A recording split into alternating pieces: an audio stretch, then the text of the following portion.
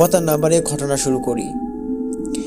আমাদের আজকের ঘটনাটি চট্টগ্রামের সেই কুখ্যাত পাহাড়তলী রেলওয়ে স্টেশনের কোয়ার্টার হাই স্কুল সংলগ্ন এলাকার একটি ঘটনাকে কেন্দ্র করে, যা ৯০-এর দশকে এবং পরবর্তী সময়ে পুরো এলাকায় ত্রাস সৃষ্টি করেছিল। চট্টগ্রামের পাহাড়তলী এলাকায় অবস্থিত Pahartali railway quarter high school British আমলের পুরনো স্থাপত্য। লাল ইটের দেয়াল আর চারপাশের ঘন জঙ্গল স্কুলটিকে দিনের বেলাতেও এক রহস্যময় রূপ দিয়ে রাখে। স্কুলের ঠিক পাশেই রয়েছে পুরনো রেলওয়ে বগি, মেরামতের কারখানা এবং বিশাল এক দিঘি।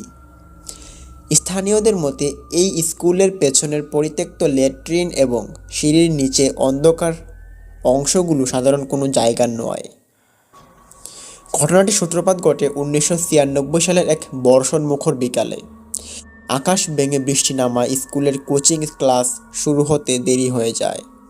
দশম শ্রেণীর ছাত্র রাকিব তার হারানো জ্যামিতি বক্স খুঁজতে একা দোতলায় শেষ মাথায় বিজ্ঞানাগারের দিকে যায়। স্কুলের বিশাল করিডোরে তখন শুধু বৃষ্টির শব্দের প্রতিধ্বনি। করিডোর দিয়ে হাঁটার সময় রাকিব নামক ছেলেটির মনে হচ্ছিল তার পায়ের শব্দের সাথে অন্য কেউ একজন সমান্তরালভাবে দেয়ালের ওপাশ দিয়ে হেঁটে চলছে, কিন্তু আশেপাশে কেউ ছিল না।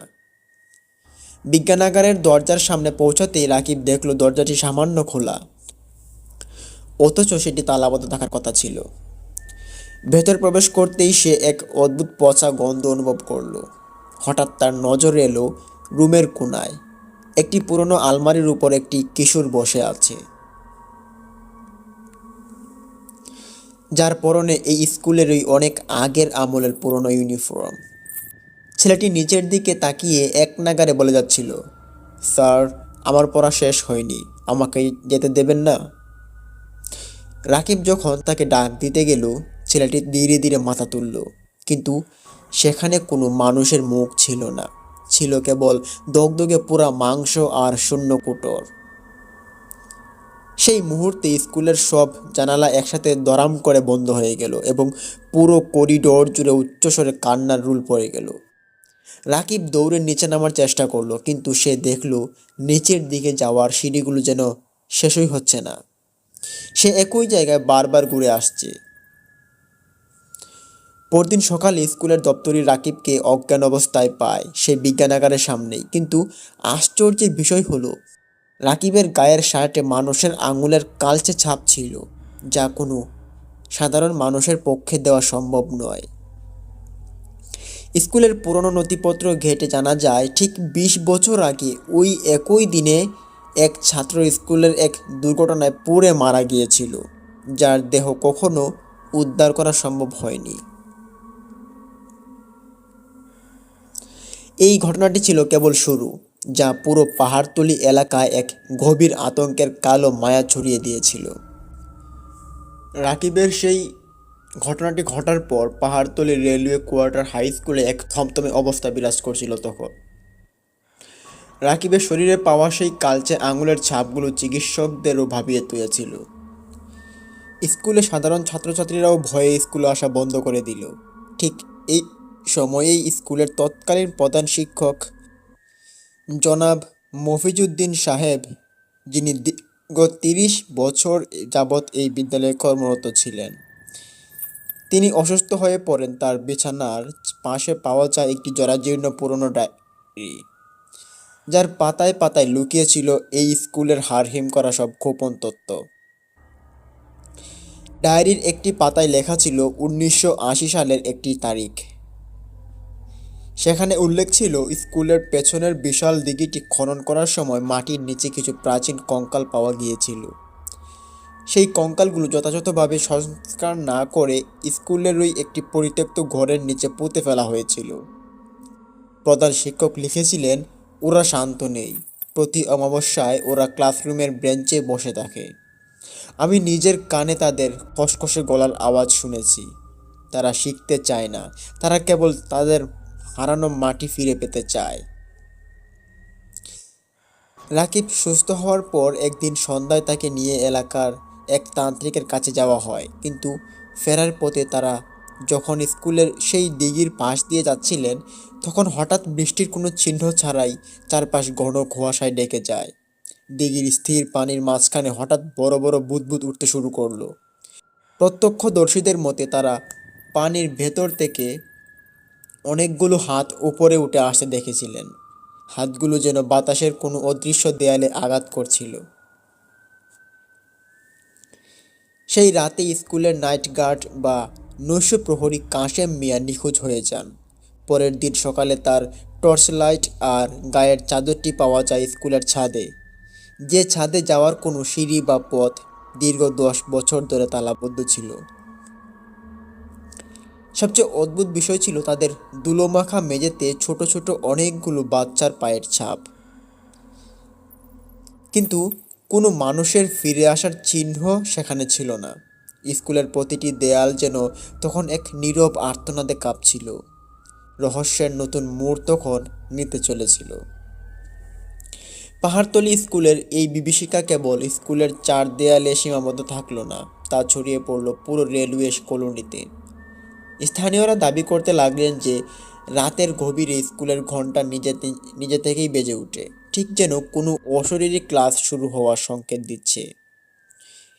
প্রধান শিক্ষকের ডায়েরির শেষ পাতায় একটি বাক্য লাল কালিতে লেখা ছিল যে একবার এই স্কুলের ছায়া মারিয়েছে, তার আত্মার মুক্তি এই দিঘির অতলেই। নাইট গার্ড কাশেম মিয়ার অন্তর্ধানের পর পুলিশ এবং স্থানীয়রা স্কুলে তল্লাশি শুরু করে। প্রধান শিক্ষকের ডায়েরিতে উল্লেখিত সেই পরিত্যক্ত ঘর ছিল স্কুলের উত্তর কোণের একটি পুরনো জিমনেশিয়াম, যা 20 বছর ধরে তালাবদ্ধ ছিল। জিমনেশিয়াম।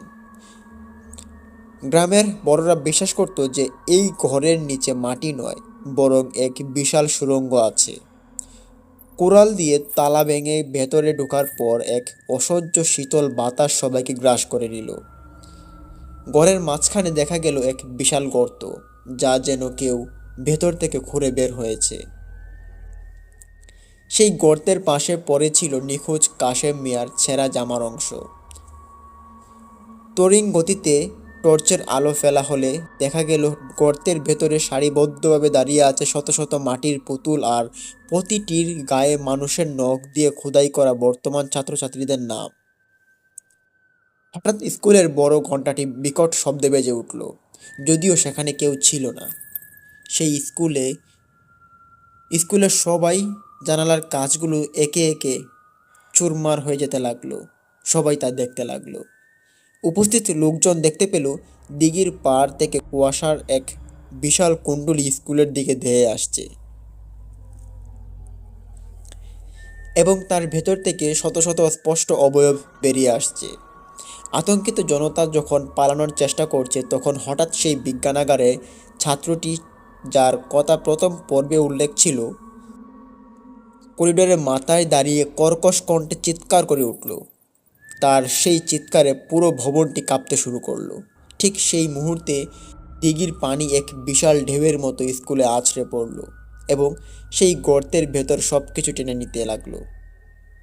অদ্ভুতভাবে সেই ঘটনার পর কাশেম মিয়ার দেহটি পাওয়া গেল দিঘির মাঝখানে, ভাসা এক পুরনো রেলওয়ে বগির ভেতর, কিন্তু তার শরীর ছিল পুরোপুরি সাদা, যেন কেউ তার শরীরের প্রতি ফোঁটা রক্ত শুষে নিয়েছে। এরপর থেকে Pahartali railway quarter high school এর সেই উত্তর অংশটি স্থায়ীভাবে সিলগালা করে দেওয়া হয়েছে। আজও স্থানীয়রা গভীর রাতে স্কুলের পাশ দিয়ে হাঁটার সাহস পায় না। বলা হয় আজও প্রতি অমাবস্যার রাতে দিঘির পানি থেকে ছোট ছোট বাচ্চার কান্নার আওয়াজ আসে, এবং স্কুলের সেই পরিত্যক্ত কক্ষের জানালা দিয়ে একজোড়া পোড়া চোখ অন্ধকারের দিকে তাকিয়ে থাকে। চট্টগ্রামের এই ঘটনাটি আজও স্থানীয় প্রবীণদের মুখে মুখে ফেরে, যা কেবল একটি আকস্মিক গল্প নয়, বরং এক অমীমাংসিত ইতিহাসের সাক্ষী হয়ে দাঁড়িয়ে আছে।